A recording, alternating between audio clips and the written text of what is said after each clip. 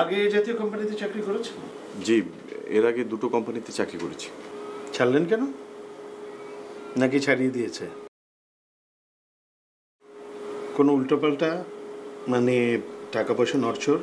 প্রথম কোম্পানির বস খুব উল্টাপাল্টা কথা বলতো, একদিন আর সহ্য করতে পারলাম না, কষে একটা থাপ্পড় মেরে দিয়েছি। আর দ্বিতীয় কোম্পানিতে নিয়মিত বেতন দিত না। আমি মালিক হলে কি আপনিও আমার সাথে প্রথম মালিকের মতো আচরণ করবেন নাকি?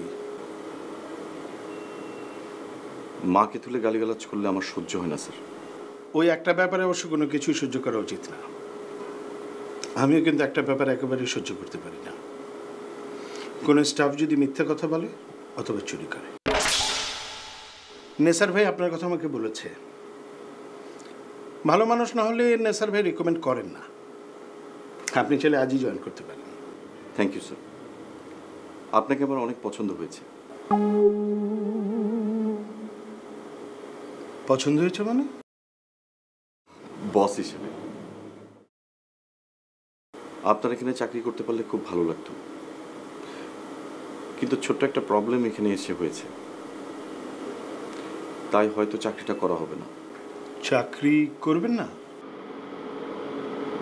ওকে, গুড লাক। ফাইলটা নিতে পারি? শিওর। পিয়াল, নেক্সট কে আছে পাঠিয়ে দাও।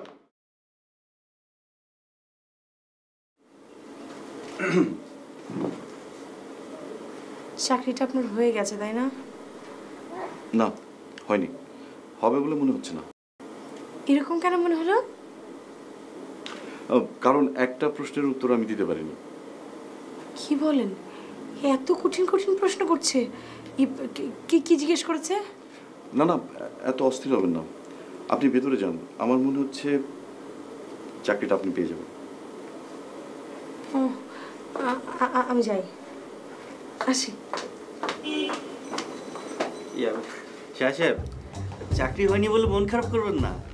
আরে ভাই, এখানে তো কোনো ক্যারিয়ার নাই, আপনি অন্য কোথাও চেষ্টা করেন। Best of luck. Thank you.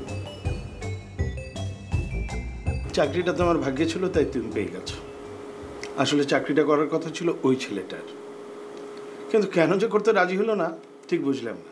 কোন ছেলেটা স্যার? ওই যে ওই ছেলেটা যে তোমার পাশে বসেছিল, কি যেন নাম বললো? শাহেদ। শাহেদ।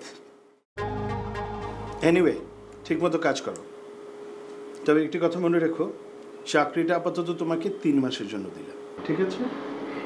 জি sir, thank you sir. You welcome. আসি, আসসালামু আলাইকুম স্যার।